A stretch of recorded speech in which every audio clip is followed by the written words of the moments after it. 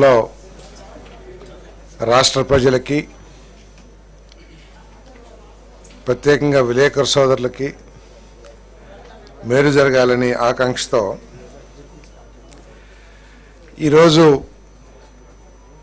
గౌరవ ముఖ్యమంత్రి చంద్రబాబు నాయుడు గారి అధ్యక్షతన కేబినెట్ మీటింగ్ జరిగింది.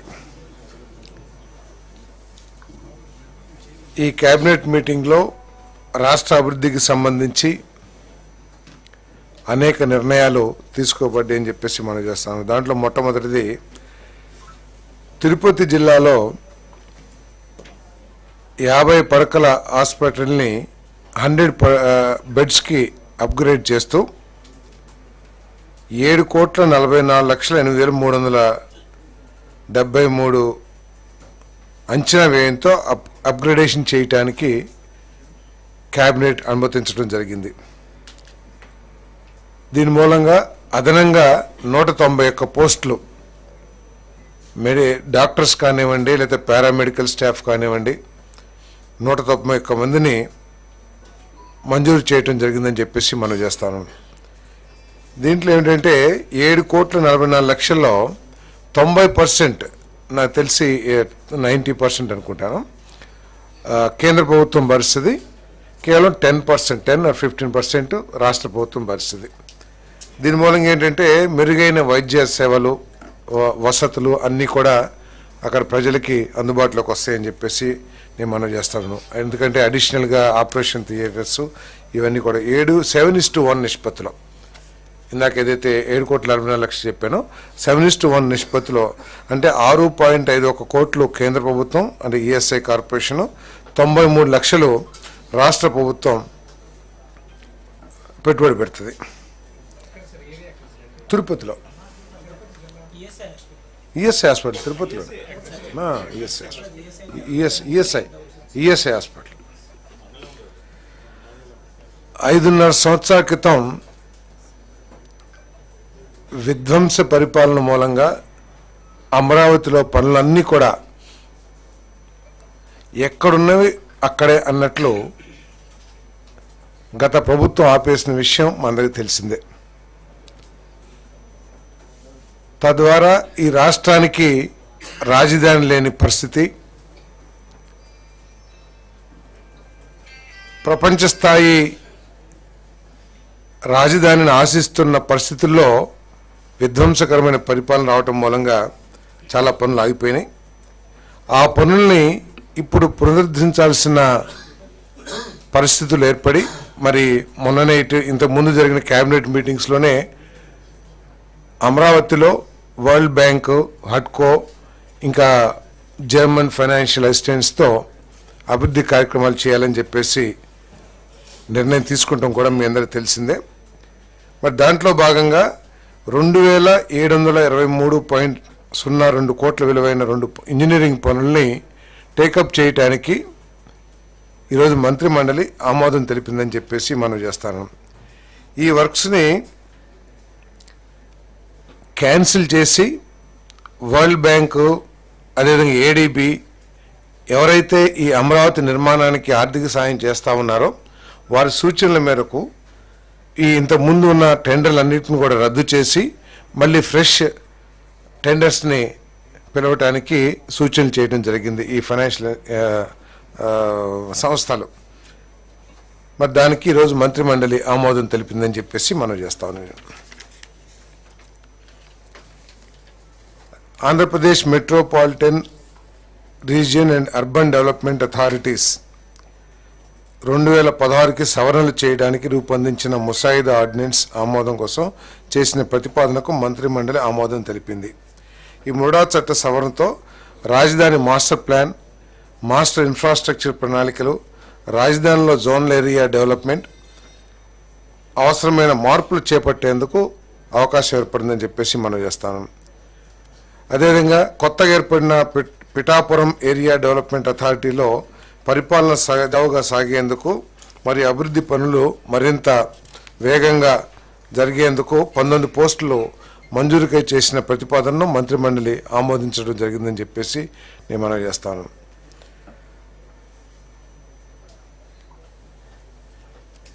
గత ప్రభుత్వంలో ఈ రాష్ట్రానికి పెట్టుబడులు పారిశ్రామికవేత్తలు ఎవరు కూడా రాని పరిస్థితులు మనం చూసాం. ఆంధ్రప్రదేశ్ ప్రభుత్వం అంటేనే ఇక్కడ పెట్టుబడి పెడతానికి భయపడిపోయి పారిపోయిన పరిస్థితులు, పెట్టుబడి పెట్టిన పారిశ్రామికవేత్తలు కూడా సగంలోనే ఆపేసి వారి ఫ్యాక్టరీస్ని మూసేసుకుని వెళ్ళిపోయిన పరిస్థితులు కూడా మనందరం కూడా చూసాం. ఆఖరికి ఇంటర్నేషనల్ బ్యాంక్స్ కానివ్వండి, లేకపోతే ఎవరైతే రుణాలు ఇస్తారో వాళ్ళందరూ కూడా ఆంధ్రప్రదేశ్లో ఎవరైనా పెట్టుబడి పెట్టడానికి వస్తే వాళ్ళకి రుణాలు ఇచ్చే పరిస్థితి కూడా లేదనే విషయం మనందరికీ కూడా తెలిసిందే. ఈరోజు అటువంటి పరిస్థితి నుంచి పూర్తిగా పరిస్థితి మారిపోయి పెద్ద పెద్ద పారిశ్రామికవేత్తలు, పెద్ద పెద్ద యూనిట్స్ అన్నీ కూడా మన రాష్ట్రం వైపు చూస్తున్నాయని చెప్పేసి మీ అందరికీ మనం చేస్తాను. దాంట్లో భాగంగానే ఈరోజు అనేక ప్రతిపాదనల్ని ఆమోదించడం కూడా జరిగిందని చెప్పేసి తెలియజేస్తా ఉన్నాను. మరి 1 million metric tons per annum green hydrogen ఆధారిత గ్రీన్ అమోనియా తయారీ సామర్థ్యం గల messes AM green ammonia India private limited కాకినాడలో ఏర్పాటు చేసేందుకు చేసిన ప్రతిపాదనకు మంత్రిమండలి ఆమోదం తెలిపింది. ఈ ఫ్యాక్టరీని ఇంతకుముందే రాష్ట్ర ప్రభుత్వం ఆమోదించిన గ్రీన్ ఎనర్జీ పాలసీ ఏదైతే ఉందో ఆ పాలసీకి అనుగుణంగానే దీనికి మరి ఆమోదం తెలపడం జరిగింది. కాకపోతే వీరు ఈ స్టాంప్ డ్యూటీ ఎగ్జంప్షన్ కావాలని చెప్పారు. దాన్ని కూడా ప్రభుత్వం కేబినెట్ ఆమోదించిందని చెప్పేసి కూడా ఈ సందర్భంగా తెలియజేస్తాను.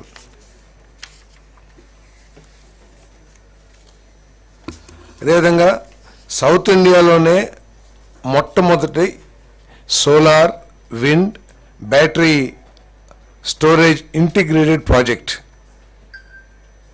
Messes clean renewable energy hybrid 3 private limited సంస్థ ద్వారా నంద్యాల మరియు వైఎస్ఆర్ జిల్లాల్లో 119 మెగావాట్లు విండ్ ఎనర్జీ, 130 మెగావాట్లు సోలార్ హైబ్రిడ్తో పాటు బ్యాటరీ ఇంధన స్టోరేజ్ వ్యవస్థను కేటాయించేందుకు చేసిన ప్రతిపాదనను మంత్రిమండలి ఆమోదం తెలిపింది. సౌత్ ఇండియాలో ఎక్కడ కూడా ఇప్పటి వరకు అంటే విండ్ లేదా సోలార్ సపరేట్ దానికి ఉన్నాయి, కానీ 3 కలిపి ఇంటిగ్రేటెడ్ ప్రాజెక్టు సౌత్ ఇండియాలోనే మొట్టమొదటిదని చెప్పేసి ఈరోజు ఏదైతే ఆమోదం తెలిపిందో మొట్టమొదటిదని చెప్పేసి మనం చేస్తాను నేను. అదేవిధంగా కాకినాడలో మెస్సెస్ జాస్ కాకెరెల్ గ్రీన్ కో హైడ్రోజన్ సొల్యూషన్స్ ప్రైవేట్ లిమిటెడ్ సంస్థ కాకినాడలో ఏర్పాటు చేసి తద్వారా 2 గిగావాట్ ఎలక్ట్రోలైజర్ తయారీ సౌకర్యాన్ని కల్పించేందుకు ఇంధన శాఖ చేసిన ప్రతిపాదన మంత్రిమండలి ఆమోదం తెలిపిందని చెప్పేసి మనం చేస్తాను. మరి టాటా పవర్స్ కర్నూలు జిల్లా పత్తికొండ మండలం హోసూరు మరియు పెద్ద హుబిటి గ్రామాల్లో Tata power renewable energy limited సంస్థ ద్వారా 400 మెగావాట్ల సోలార్ ఇంధన సామర్థ్యాన్ని కల్పించేందుకు చేసిన ప్రతిపాదనకు మంత్రిమండలి ఆమోదం తెలిపింది. దీనికి కావాల్సిన భూమిని టాటా పవరే ప్రొక్యూర్ చేసుకుంటుంది. ప్రభుత్వం తరపు నుంచి ఎక్కడ కూడా ల్యాండ్ ఇచ్చే ప్రతిపాదన లేదు. దీని మూలంగా 2000 కోట్ల పెట్టుబడి అంటే 400 megawatts at 5 crores per megawatt 2000 కోట్ల పెట్టుబడి మన రాష్ట్రానికి రానున్నది. అదేవిధంగా 1380 మందికి ఉద్యోగ అవకాశాలు దీని ద్వారా లభిస్తాయని చెప్పేసి కూడా నేను మనవి చేస్తా ఉన్నాను నేను. అదేవిధంగా దేశంలో ఎక్కడా లేని విధంగా అనేక రాష్ట్రాలు ప్రయత్నం చేసినా కూడా రిలయన్స్ ఇండస్ట్రీస్ మన రాష్ట్రంలోనే పెట్టుబడి పెట్టడానికి ఇది కంప్రెస్డ్ బయోగ్యాస్ యూనిట్స్ని దాదాపు 500 యూనిట్లు మన రాష్ట్రంలో స్థాపించడానికి ముందుకొచ్చిందని చెప్పేసి తెలియటానికి సంతోషిస్తామని చెప్పేసి కూడా మనం చేస్తాం. తద్వారా 65,000 కోట్ల రూపాయలు పెట్టుబడి, అదేవిధంగా 2.5 లక్షల మందికి ఉద్యోగ అవకాశాలు కూడా లభిస్తాయని చెప్పేసి మనం చేస్తాను. 11,000 మెట్రిక్ టన్నులు కంప్రెస్డ్ బయోగ్యాస్ తయారీ అవుతుందని చెప్పేసి కూడా తెలియజేస్తాను. దీంట్లో ఏంటంటే ఇప్పుడు దాకా మనందరం కూడా ఈజ్ ఆఫ్ డూయింగ్ బిజినెస్ గురించి ఈ పారిశ్రామిక రంగాల్లో ఈ ప్రపంచంలో డిస్కస్ చేస్తూ ఉండేవాళ్ళు. ఈజ్ ఆఫ్ డూయింగ్ బిజినెస్లో మాకు ఫస్ట్ ర్యాంక్లో ఉన్నావా లేకపోతే సెకండ్ ర్యాంక్లో ఉన్నావా అని చెప్పేసి చెప్పుకుంటుండేవాళ్ళు. కానీ ఈరోజు చంద్రబాబు నాయుడు గారి ప్రభుత్వం ఈజ్ ఆఫ్ డూయింగ్ బిజినెస్కి అదనంగా స్పీడ్ ఆఫ్ డూయింగ్ బిజినెస్ తన చర్యల ద్వారా నిరూపిస్తుందని చెప్పేసి నేను మనవి చేస్తాను. ఎందుకంటే ఈ రిలయన్స్ ఇండస్ట్రీస్ మన రాష్ట్ర ప్రభుత్వంతో 12/11/2024 MOU సైన్ చేసింది. అంటే ఎన్ని రోజులు? కేవలం నెల 10 రోజులు మాత్రమే, నెల 15 రోజులు. నెల 15 రోజుల లోపలే వారికి కావాల్సిన భూములు కేటాయించమని చెప్పేసి, కేటాయించగానే అడ్వాన్స్ పొజిషన్ కూడా మాకు ఇచ్చేయండి అని చెప్పేసి ప్రతిపాదన చేయడం జరిగిందని చెప్పేసి మనం చేస్తాను. అది కూడా ఏమిటి? రాష్ట్రంలో ఉన్న వేస్ట్ ల్యాండ్స్, అది కూడా కొనుక్కోవడానికి కాదు, 15,000 రూపాయలు పర్ ఎకర్ లీజ్ చొప్పున రాష్ట్రంలో వివిధ జిల్లాల్లో ఉన్న వేస్ట్ ల్యాండ్స్ని కేటాయించి అడ్వాన్స్ పొజిషన్ ఇవ్వమని చెప్పేసి ప్రతిపాదించడం జరిగింది. అంతేకాకుండా ఈ వేస్ట్ ల్యాండ్స్ సరిపోకపోతే రైతుల దగ్గర నుంచి వారే పర్ ఎకర్ 30,000 రూపాయలు లీజ్ చెల్లించి రైతులకి ఆ భూమిని వారు సేకరించుకుంటారు. అంటే 11,000 టన్నుల CBG తయారు, అంటే కంప్రెస్డ్ బయోగ్యాస్ తయారు చేయడానికి కావాల్సిన భూముల్ని, అంటే నేపియర్ గ్యాస్ ఇదంతా కూడా పెంచాలి, గ్రాస్, దానికోసం కావాల్సిన భూముల్ని మన దగ్గర ఉన్న రాష్ట్ర ప్రభుత్వ ఆధీనంలో ఉన్న వేస్ట్ ల్యాండ్స్ని వాళ్ళకి 15,000 రూపాయలు, అదేవిధంగా వారు సొంతంగా సమకూర్చుకునే రైతుల భూములకి 30,000 రూపాయలు వారు చెల్లిస్తారని చెప్పేసి కూడా ఈ సందర్భంగా తెలియజేస్తా ఉన్నాను. మరి అంటే వారు ప్రాజెక్ట్ని స్టార్ట్ చేస్తానికి ఈ ల్యాండ్స్ అన్నీ కూడా సమకూరకపోతే యూనిట్ స్టార్ట్ చేసిన తర్వాత మళ్ళీ నష్టపోయే పరిస్థితులు ఉంటాయి. కాబట్టి ఈ ప్రతిపాదన చేయడం జరిగింది. ఈ ప్రతిపాదనని ఆమోదించాలని కూడా మనం చేస్తా ఉన్నాం. వాస్తవానికైతే వాళ్ళు 800 యూనిట్లకి ముందుకు వచ్చారు. ఫస్ట్ ఫేజ్లో 500 యూనిట్లు పెట్టబోతున్నారని చెప్పేసి కూడా మనం చేస్తా ఉన్నాం. అడ్వాన్స్ పొజిషన్ అంటే ఇప్పుడు ఆ యూనిట్ పెడతానికి 1 సంవత్సరం అయిందనుకోండి, దానికి కావాల్సిన నేపియర్ గ్యాస్ని విత్తనం వేసి మళ్ళీ దాన్ని పెంచడానికి కూడా 4-5 నెలలు టైం పట్టొచ్చు కదా. అంటే యూనిట్ రెడీ అయిపోయేసరికి వారికి కావాల్సిన నేపియర్ గ్యాస్ ముడిసరికి ఏదైతే ఉందో అది తయారు చేసుకోవడానికి కావాల్సిన, అంటే మన దగ్గర ఎక్కడెక్కడైతే కేటాయించగలిగిన వేస్ట్ ల్యాండ్స్ ఉంటాయో, దీనికి ఉపయోగపడకుండా నిరుపయోగంగా ఉంటాయి కదా వేస్ట్ ల్యాండ్స్, వాటిని ఇవ్వటం జరుగుతుందని చెప్పేసి మనం చేస్తాం. కాదు, అన్ని చోట్ల రాయలసీమలో ఉన్నాయి, అన్ని డిస్ట్రిక్ట్స్లో కూడా ఉన్నాయి. కోస్టల్ జిల్లాలో వేస్ట్ ల్యాండ్స్ ఎక్కడ ఉంటాయి? కోస్టల్ జిల్లాలో వేస్ట్ ల్యాండ్స్ పెద్దగా ఉండవు కదా. లేదండి, 5 lakhs acres కాదు, ఎన్ని ఎకరాలు ఉంటే అన్ని ఎకరాలు. అదేవిధంగా చిత్తూరు జిల్లా యాదమరి మండలం జంగాలపల్లి గ్రామంలో LPM నెంబర్ 1435లో 40 acres భూమిని IR బెటాలియన్ స్థాపనకు హోంశాఖకు ఉచితంగా బదిలీ చేయడానికి చేసిన ప్రతిపాదనను మంత్రిమండలి ఆమోదించింది. గుంటూరు జిల్లా ప్రతిపాడు మండలం నడింపాలెం గ్రామంలో 100 పడకల ESI ఆసుపత్రి మరియు స్టాఫ్ క్వార్టర్స్ నిర్మాణం కోసం సర్వే నెంబర్ 110/2లో 6.35 ఎకరాల భూమిని బదలాయించేందుకు ESI హాస్పిటల్ న్యూఢిల్లీ వారికి director general ESI hospital New Delhi వారికి బదలాయించేందుకు చేసిన ప్రతిపాదన కూడా మంత్రిమండలి ఆమోదించింది.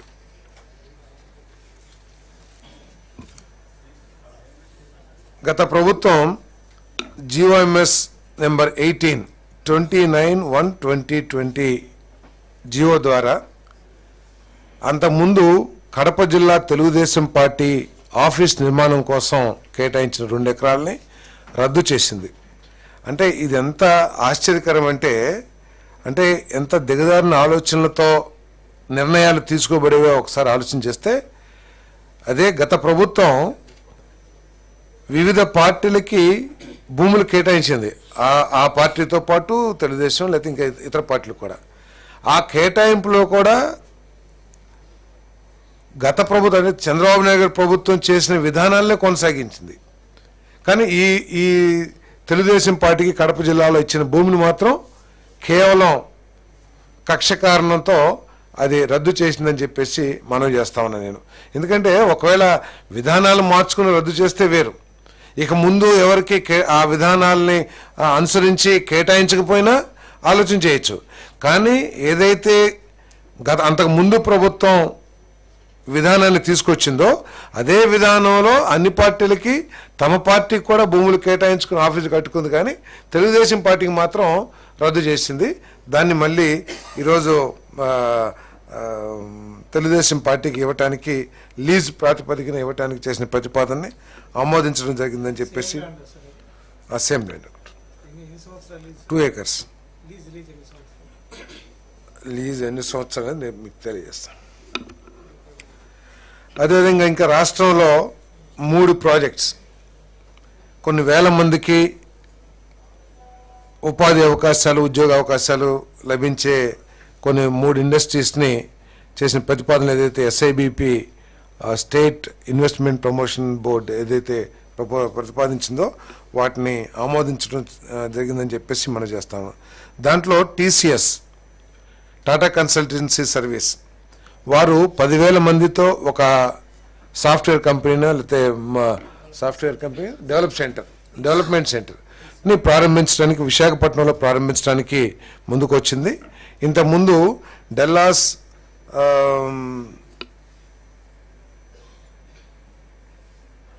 టెక్నాలజీకి సంబంధించిన భూమిని వారికి కేటాయిస్తే మరి కొన్ని సాంకేతిక కారణాల మూలంగా అది కాకుండా APICకి సంబంధించిన millennium A and B బ్లాకుల్లో 2.08 lakh square feet area కావాలని చెప్పేసి ప్రతిపాదన ఏదైతే పెట్టారో దాన్ని ఆమోదించడం జరిగిందని చెప్పేసి నేను మనవి చేస్తా ఉన్నాను. అదేవిధంగా ఆజాద్ ఇండియా మొబిలిటీ లిమిటెడ్, ఈ ఆజాద్ అనేది ఈ బాడీ బిల్డింగ్లో చాలా పేరున్న ఇండస్ట్రీ. మన RTC కానివ్వండి, ప్రైవేట్ బస్సెస్ కానీ బాడీ బిల్డింగ్ చాలా చేస్తూ ఉంటారు. వాళ్ళు మన సత్యసాయి డిస్టిక్లో ఒక కొత్త యూనిట్ని 3 ఫేజెస్లో 1,046 కోట్ల పెట్టుబడితో ఇన్వెస్ట్మెంట్ చేస్తానికి ప్రతిపాదన చేయడం జరిగింది. ఈ ప్రతిపాదన ద్వారా 2,381 మందికి ఉపాధి అవకాశాలు లభించే అవకాశం ఉంది. వారికి ఈ ప్రాజెక్ట్ నిర్మాణం కోసం 70.7 ఎకరాలని 3 ఫేసెస్లో ఎకరానికి 38.37 లక్షల ధరకి మరి ఇచ్చే ప్రతిపాదన ఏదైతే ఉందో ఆ ప్రతిపాదనని కేబినెట్ ఆమోదించిందని చెప్పేసి తెలియజేస్తా ఉన్నాను నేను. అదేవిధంగా Balaji action Buildwell private limited Anakapalli డిస్టిక్లో 106.27 ఎకరాల్లో 1,174 కోట్ల పెట్టుబడితో మరి ఒక ఫ్యాక్టరీని స్థాపించాలని చెప్పేసి వుడ్కు సంబంధించిన ఫ్యాక్టరీ స్థాపించాలని చెప్పేసి ప్రతిపాదనలు వచ్చినాయి. ఈ ప్రతిపాదన ద్వారా 1,500 మందికి డైరెక్ట్ ఎంప్లాయ్మెంట్ కూడా లభించే అవకాశం ఉంది. మరి ఈ ప్రతిపాదన కూడా కేబినెట్ ఆమోదించిందని చెప్పేసి నేను తెలియజేస్తా ఉన్నాను. అదేవిధంగా ఏదైతే భారత్ పెట్రోలియం కార్పొరేషన్ లిమిటెడ్ ఒక పెద్ద మెగా ప్లాంట్ని, అల్ట్రా మెగా ప్రాజెక్ట్ని మన రాష్ట్రంలో ఏర్పాటు చేయాలని చెప్పేసి ముందుకు వచ్చింది. రామాయపట్నం పోర్టు దగ్గర, మరి రామాయపట్నం పోర్ట్ సమీపంలో గ్రీన్ ఫీల్డ్ రిఫైనరీ మరియు పెట్రోకెమికల్స్ కాంప్లెక్స్ను ఏర్పాటు చేయడానికి SIBP ఏదైతే సిఫార్సు చేసిందో దాన్ని రాష్ట్ర మంత్రిమండలి ఆమోదించిందని చెప్పి తెలియజేస్తా ఉన్నాను. దాదాపు 6,000 ఎకరాలు ఈ ప్రాజెక్టుకి కేటాయించడం జరిగింది. 96,000 కోట్ల రూపాయలు investment over period of 20 years పెట్టుబడి పెట్టబోతున్నారని చెప్పేసి కూడా ఈ సందర్భంగా నేను తెలియజేస్తా ఉన్నాను. అంతేకాకుండా ఇంకా కొన్ని విషయాలు కూడా చర్చించదగింది. ముఖ్యంగా రెవెన్యూ సదస్సుల గురించి కూడా మరి కొంత చర్చ జరిగింది. ముఖ్యమంత్రి గారు దీని మీద సీరియస్గా రివ్యూ చేయడం జరిగింది. దాదాపు 1,00,000 పైన రిప్రజెంటేషన్స్ రెవెన్యూ సదస్సుల్లో మరి ప్రభుత్వం దృష్టికి రావడం జరిగింది. మరి ముఖ్యమంత్రి గారు ఆదేశాల మేరకు వెంటనే క్లియర్ చేయగలిగిన ఏమున్నా కూడా వాటన్నిటిని ఇమ్మీడియట్గా క్లియర్ చేయమని చెప్పేసి మరి ఆదేశించడం కూడా జరిగిందని చెప్పేసి నేను మనవి చేస్తున్నాను. ముఖ్యంగా దీంట్లో ఎక్కువగా 22A గురించి, అదేవిధంగా ల్యాండ్ సర్వేకి సంబంధించిన డిస్ప్యూటు, తర్వాత ల్యాండ్ రికార్డ్స్కు సంబంధించి ఎక్కువగా వచ్చినాయి. వీటిలో వెంటనే పరిశీలించి పరిష్కరించగలిగిన వాటిని వేచి చూడుకోకుండా, అంటే రెవెన్యూ సదస్సులు అయిపోయే వరకు కూడా వేచి చూడుకోకుండా వెంటనే చర్యలు తీసుకోమని చెప్పేసి కూడా ముఖ్యమంత్రి గారు ఆదేశించడం జరిగింది. ఏదైనా ఉంటే కనుక వాటి మీద ఒక ప్రపోజల్ తయారు చేసి క్యాబినెట్కి తీసుకొచ్చి అయినా సరే ఏదైనా క్యాబినెట్ అప్రూవల్ అవసరం ఉంటే తీసుకొచ్చి వెంటనే చేయమని చెప్పేసి కూడా ఆదేశించడం జరిగింది. అంతేకాకుండా రూల్స్ని వీటన్నిటిని కూడా సింప్లిఫై చేసి ప్రజలకి ఇబ్బంది లేకోకుండా, ఎందుకంటే ఏ ప్రభుత్వం వచ్చినా ఎవరు వచ్చినా కూడా ఏంటంటే ప్రతిసారి ఈ రెవెన్యూకు సంబంధించిన సమస్యలే ఎక్కువగా ఉంటాయి. పేద ప్రజలు ఆఫీసుల చుట్టూతా లేదా ఎప్పుడు రెవెన్యూ సదస్సు జరిగినా వాళ్ళు ఖర్చులు పెట్టి మరి ఏంటి ఆ పాస్పోర్ట్స్ కానివ్వండి, ఆధార్ కార్డు కానివ్వండి, జిరాక్స్లు తీసుకుని వాటన్నిటినీ కూడా ప్రతిసారి సబ్మిట్ చేయటం, దానికి ఒక పరిష్కారం లభించకపోవటం, వీటన్నిటినీ పరిగణలోకి తీసుకుని ముఖ్యమంత్రి గారు వీటిని ఏ విధంగా సింప్లిఫై చేయాలి, దీనికోసం ఒక కమిటీ కూడా కాన్స్టిట్యూట్ చేయబోతా ఉన్నారు. Industries minister, MAUD minister, finance minister, revenue మినిస్టర్తో సహా ఇవన్నీ కూడా లిటిగేషన్ ఫ్రీ చేయటం కోసం ఒక కమిటీ కూడా ఏర్పాటు చేయడానికి ప్రభుత్వం ఆలోచన చేస్తుందని చెప్పేసి కూడా ఈ సందర్భంగా తెలియజేస్తాను. అదేవిధంగా అందరికీ తెలిసిందే రాష్ట్ర ఆర్థిక పరిస్థితి ఎంత ఘోరంగా ఉందో గత ప్రభుత్వ దుష్పరిపాలన మూలంగా కానివ్వండి, లేకపోతే ఇండిసిప్లిన్ ఆర్థిక మేనేజ్మెంట్, ఫైనాన్షియల్ మేనేజ్మెంట్లో ఇండిసిప్లిన్ ఉండటం మూలంగా కానివ్వండి, లేకపోతే ఫండ్స్ డైవర్షన్ మూలంగా కానివ్వండి, రాష్ట్రం తీవ్రమైన ఆర్థిక ఇబ్బందులు ఉన్న విషయం అందరికీ తెలిసిందే. దాదాపు ఈ ప్రభుత్వం వచ్చేటప్పటికి 40,000 కోట్ల రూపాయలు పెండింగ్ బిల్స్ కానివ్వండి, లేకపోతే ఎంప్లాయీస్కి ఇవ్వాల్సిన బకాయిలు కానివ్వండి, వీటన్నిటినీ చెల్లించుకుంటూ కూడా ఈ 6 నెలల్లో మరి పెన్షన్ పెంచిన ఎన్టీఆర్ భరోసా పథకాన్ని తీసుకొచ్చాం. అదేవిధంగా 3,000 నుంచి 4,000 రూపాయలకి పెన్షన్ పెంచడమే కాకుండా ఫిజికలీ హ్యాండిక్యాప్డ్ వాళ్ళకి 6,000, 15,000 రూపాయలు ఇచ్చే కార్యక్రమం కూడా చేసామని చెప్పేసి మనం చేస్తున్నాం. అదేవిధంగా మెగా డిఎస్సి ద్వారా 16,500 పోస్టులు సుమారు అనౌన్స్ చేశాం. నెక్స్ట్ అకాడమిక్ ఇయర్ కల్లా ఎగ్జామ్ కండక్ట్ చేయడమే కాకుండా వాళ్ళందరూ కూడా అపాయింట్ చేయాలని చెప్పేసి ప్రభుత్వం ఆలోచన చేస్తున్న విషయం కూడా తెలిసిందే. మరి అదేవిధంగా గ్యాస్ సిలిండర్స్ కూడా మరి ఏదైతే సూపర్ 6లో ప్రామిస్ చేశామో అవి కూడా ఇవ్వటం జరిగింది. అన్నా క్యాంటీన్ని దాదాపు కొన్ని లక్షల మందికి లక్షల మంది పేదవాళ్ళకి రోజు కడుపు నింపే 3 పూట్ల కడుపు నింపే కార్యక్రమాన్ని మరి అన్న క్యాంటీన్లు ప్రారంభించడం ద్వారా చేస్తా ఉన్నామని చెప్పేసి మనం చేస్తా ఉన్నాను. మరి వీటన్నిటితో పాటు ఇంకా కొన్ని సూపర్ 6లో పథకాలు ఉన్నాయి. మరి ముఖ్యమంత్రి గారు కేబినెట్ కూడా దీని మీద చర్చించింది. అనేక ఆర్థిక ఇబ్బందులు ఉన్నా కూడా గత ప్రభుత్వం ఎగ్గొట్టిన అనేక బకాయిల్ని ఈ ప్రభుత్వం తీర్చినా కూడా, అంటే ఉదాహరణకి రైతులకి ధాన్యం కొన్నది కానీ బాధ్యతగా వాళ్ళకి డబ్బులు చెల్లించుకోకుండా 21 రోజుల్లో చెల్లిస్తానని చెప్పి ధాన్యం కొని కొన్ని నెలలు 4-5 నెలలు కూడా ధాన్యానికి డబ్బులు చెల్లించిన పరిస్థితి. అదేవిధంగా ఫీజు రింబర్స్మెంట్ కొన్ని వేల కోట్ల రూపాయలు బకాయిలు కానివ్వండి, వీటన్నిటిని చెల్లించుకుంటూ వీటిని సూపర్ 6లో పథకాలను కూడా అమలు చేయాలని చెప్పేసి మరి నిర్ణయం తీసుకోవడం జరిగిందని చెప్పేసి మనం చేస్తాను. తల్లికి వందనం నెక్స్ట్ అకాడమిక్ ఇయర్ స్టార్ట్ కాగానే నెక్స్ట్ అకాడమిక్ ఇయర్ లోపల తల్లికి వందనం చెల్లించాలని చెప్పేసి ఈ అకాడమిక్ ఇయర్లో గత ప్రభుత్వం చేసిన ఆర్థిక విధ్వంసాన్ని ఇన్వెస్టిగేట్ చేయడానికే ఇన్ని నెలలు పట్టింది. ఏ కార్పొరేషన్ నుంచి ఏ కార్పొరేషన్లో డబ్బులు పెట్టారో, ఏ కార్పొరేషన్ డబ్బులు ఎక్కడ పోయినాయో, బియ్యం ఎక్కడున్నాయో, లేకపోతే సీట్లు ఎక్కడున్నాయో, ఇవన్నీ కూడా ఎంక్వైరీ చేస్తానికి చాలా ఉంది కదా. కాబట్టి ఇవన్నీ కూడా చూసిన తర్వాత రాష్ట్ర ఆర్థిక పరిస్థితిని వీటన్నిటిని పరిగణలో తీసుకున్న తర్వాత ఇప్పుడు గత ప్రభుత్వం కూడా చాలా ఇటువంటివి చేసింది. ఆ రోజు అందరికీ అమ్మఒడి ఇస్తానని చెప్పేసి ఆఖరికి ఒక స్టూడెంట్కి ఇచ్చిన పరిస్థితి కూడా మీ అందరూ చూశారు. ఇవన్నీ కూడా ఈరోజు ఏంటంటే ఆర్థిక పరిస్థితి ఎంత ఘోరంగా తీసుకొచ్చారో, ఏ విధంగా దివాలా తీసిందో ఈ రాష్ట్ర ప్రభుత్వం గత ప్రభుత్వ పరిపాలన మూలంగా మేము తెలిసిందే. వచ్చే అకాడమిక్ ఇయర్ లోపల తల్లికి వందనం కార్యక్రమం చేస్తామని చెప్పేసి మనం చేస్తాను.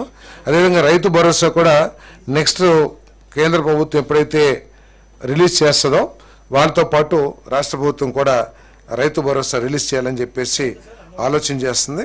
అదే వాళ్ళు ఇచ్చే షేర్ని బట్టి మా రాష్ట్ర ప్రభుత్వ షేర్ కూడా కలిపి ఇస్తామని చెప్పేసి మనం చేస్తాను.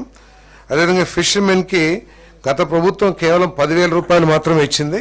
కానీ ఈ ప్రభుత్వం ఏదైతే ఎన్నికల్లో ప్రకటించామో 20,000 రూపాయలు ఇవ్వటానికి నిర్ణయం తీసుకున్నాం. ఏప్రిల్ మాసంలో ఇవ్వటానికి నిర్ణయం తీసుకున్నాం అని చెప్పేసి కూడా మనం చేస్తాను.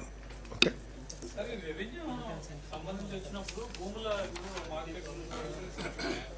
మార్కెట్ విలువ అదేమి డిస్కషన్లో రాలా.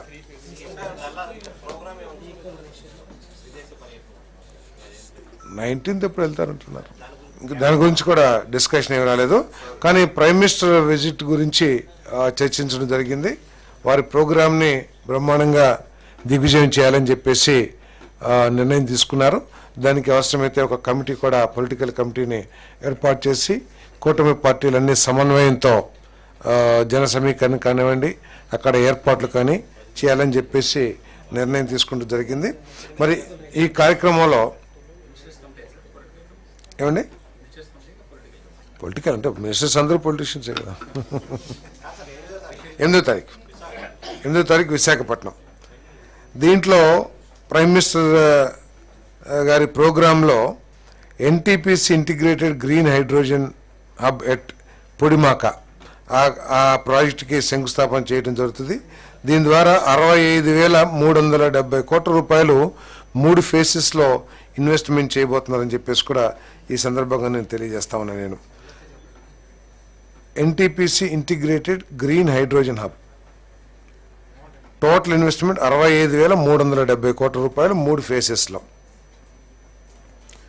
అదేవిధంగా కృష్ణపట్నం ఇండస్ట్రియల్ హబ్ ఏదైతే ఉందో అది కూడా ప్రారంభించబడుతుంది. 2,500 ఎకరాలు ఫేజ్ 1 ప్రాజెక్ట్ కాస్ట్ 1,518 కోట్ల రూపాయలు. దాంట్లో ఎన్ఐసి డిఐటి 621 కోట్లు, ఏపీఐసి 438 కోట్లు, డెట్ 459 కోట్లు. ఎంప్లాయ్మెంట్ పొటెన్షియల్ 50,000 మందికి. ఏదండి ఫ్రీ ఆఫ్ కాస్ట్. తర్వాత bulk drug park at Nakkapalli. Total extent of land 2,001.8 acres with the project cost of 1,876.66 కోట్ల ప్రాజెక్ట్ కాస్ట్తో 2,001.8 ఎకరాల్లో బల్క్ డ్రగ్ పార్క్ ఏర్పాటు చేయబడుతుందని చెప్పేసి మనం చేస్తాను. దీంట్లో గవర్నమెంట్ ఆఫ్ ఇండియా గ్రాంట్ 996 కోట్లు, గవర్నమెంట్ ఆఫ్ ఏపీ గ్రాంట్ 200 కోట్లు, డెట్ 680 కోట్ల రూపాయలు. మొత్తం ఈ బల్క్ డ్రగ్ పార్క్లో 11,542 కోట్లు పెట్టుబడులు వస్తాయని చెప్పేసి ఆశిస్తున్నాం. తద్వారా 54,000 మందికి ఎంప్లాయ్మెంట్ ఆపర్చునిటీస్ కూడా వస్తాయని చెప్పేసి ఆశిస్తా ఉన్నాం. అదేవిధంగా రైల్వే జోన్ గురించి అదొక అందని ద్రాక్షలాగా గత 5 సంవత్సరాలు కూడా చర్చించడం జరిగింది. దానికి కూడా ఈరోజు ముగింపు పలవబోతున్నాం. రైల్వే జోన్కి మన ప్రధానమంత్రి గారి చేతుల మీద కూడా శంకుస్థాపన కూడా చేయబోతున్నాం అని చెప్పేసి మనవి చేస్తాను. నేను ఈ venue AU engineering college grounds, Andhra university college grounds venue. తర్వాత రోడ్ షో వినాయక్ టెంపుల్ నుంచి మీటింగ్ వెన్యూ వరకు కూడా రోడ్ షో ఉంటుందని చెప్పేసి మనవి చేస్తా ఉన్నాను. మరి మన ప్రధానమంత్రి గారు సంపత్ వినాయక్ టెంపుల్ నుంచి meeting Andhra university engineering college grounds వరకు కూడా ఉంటుందని చెప్పేసి మనం చేస్తాను.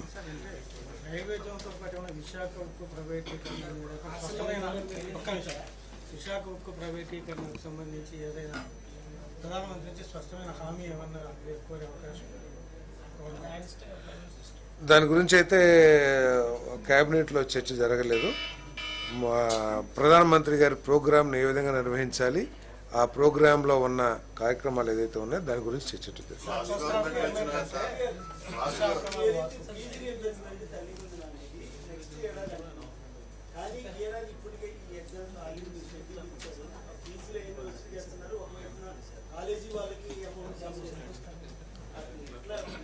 కాలేజీ ఫీజు రిలీజ్ చేస్తారు కాలేజీలకి. ఇది తల్లికి వందనం అనేది స్కూల్స్ స్టూడెంట్స్కే. ఎస్, కాలేజీ వాళ్ళది రిలీజ్ చేస్తారు. రైల్వే జోన్ ఉంది కదా, హెడ్ క్వార్టర్ బిల్డింగ్స్, అది railway zone head quarter buildings.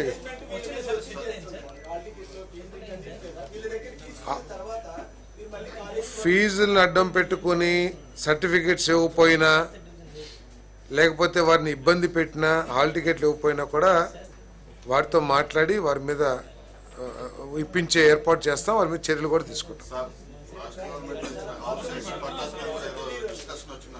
ఏం రాలేదు.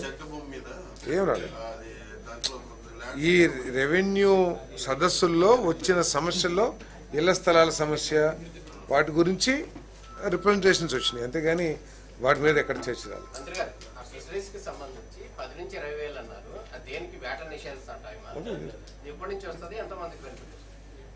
దాని మీద పూర్తి డీటెయిల్స్ ఇస్తాను.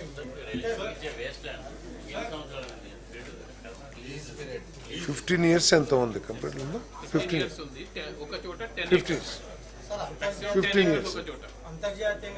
మినిమం 10 acres ఉండాలి వాళ్ళకి, ఎందుకంటే వ్యవసాయం చేయడానికి.